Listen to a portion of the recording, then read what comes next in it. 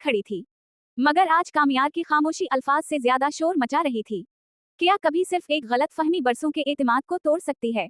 जी हाँ दोस्तों, आज की कहानी कुछ ऐसी ही है, जहाँ मोहब्बत तमाशा बन चुकी है और यकीन रेजा रेजा। जैसे ही कामयार ने अपना फोन मेज पर रखा, आयरा की नजर एक ऐसे पैगाम पर ठहर गई, जिसने उसकी पूरी दुनिया हिलाकर रख दी। वो पैगाम किसी और का नहीं, बल्कि फरीहा का था। वही फरीहा जिसे आयरा अपनी सबसे करीबी दोस्त समझती थी। लेकिन सवाल ये है, क्या फरीहा वाकई दोस्त थी, या फिर आस्तीन में छुपा हुआ सांप? मुझे तो यही लगता है कि फरीहा ने बहुत पहले ही अपनी चाल चल दी थी, और बीच में कामयार बस एक पे बनकर रह गया।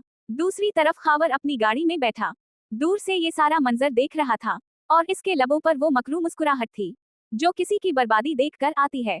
खावर जानता था कि जब तक आयरा और कामयार के दरमियान शक की दीवार खड़ी रहेगी, इसका रास्ता बिल्कुल साफ रहेगा। मगर क्या खावर सिर्फ आयरा को हासिल करना चाहता है, या फिर कामयार से कोई पुरानी दुश्मनी निकाल रहा है?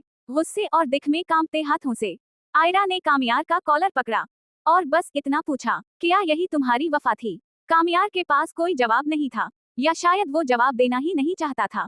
इसकी आंखों में दिख था, या फिर पकड़े जाने का खौफ। दोस्तों, अक्सर खामोशी को लोग इकरार समझ लेते हैं, और आयरा ने भी यही गलती की। अगले ही लम्हे एक जोरदार थप्पड़ की आवाज कमरे में गूंज उठी।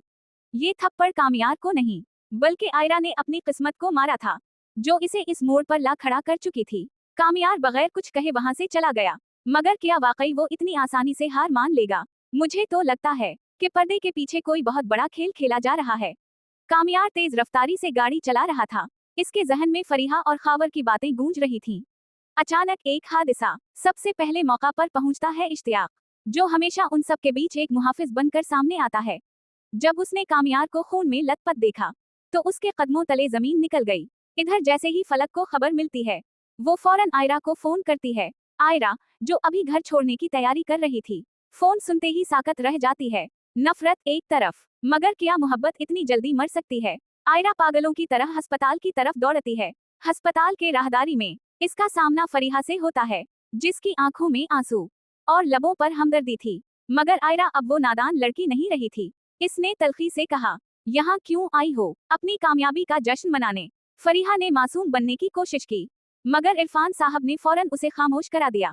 डॉक्टर बाहर आकर बताते हैं कि हालत नाजुक है और फौरी तौर पर खून की जरूरत है। हैरत की बात ये कि वहाँ मौजूद किसी का ब्लड ग्रुप मैच नहीं करता, सिवाय खावर के। क्या खावर वाकई कामयार की जान बचाएगा, या ये भी इसकी कोई नई चाल है? खावर आगे बढ़ता है और खून देने की हामी भर लेता है। आयरा इसे शकरगुजार नजरों से देखती है, मगर मुझे तो लगता है कि इस एहसान की कीमत बहुत भारी होगी। ऑपरेशन कामयाब हो जाता है और कामयार को होश आ जाता है। आंख खलते ही इसे आयरा नहीं, बल्कि फरीहा नजर आती है। फरीहा आहिस्ता से कहती है, आयरा खावर के साथ चली गई है, अब सिर्फ मैं ही तुम्हारी हूँ। क्या कामयार इस झूठ पर यकीन कर लेगा? यहाँ एक बड़ा मोड़ आता है। इश्तियाक को कामयार के फोन से एक रिकॉर्डिंग मिलती है, जिसमें फरीहा और खावर की पूरी साजिश बेनकाब हो जाती है। जब आयरा ये सब सुनती है, तो उसे अपने आप से नफरत होने लगती है। वो दौड़ती हुई कामयार के कमरे में जाती है, मगर कमरा खाली होता है। खिड़की खली हुई थी, कामयार गायब था। क्या वो फरीहा के साथ चला गया, या फिर इसने कोई खतरनाक कदम उठा लिया? उसी दौरान इश्तियाक पुलिस को रिकॉर्डिंग दे देता है, और फरीहा गिरफ्तार हो जाती है। मगर क्या वो वाकई सजा पाएगी, या अपनी ताकत और दौलत के बल पर बच निकलेगी? रात गहरी हो चुकी है, बारिश तेज हो रही है, और आयरा अपने घर की दहलीज पर कामयार का इंतजार कर रही है। इसे यकीन है कि वो वापस आएगा, लेकिन क्या वाकई ऐसा होगा, या ये कहानी यही खत्म हो जाएगी? दोस्तों, क्या आयरा को अपनी गलती की माफी मिलनी चाहिए?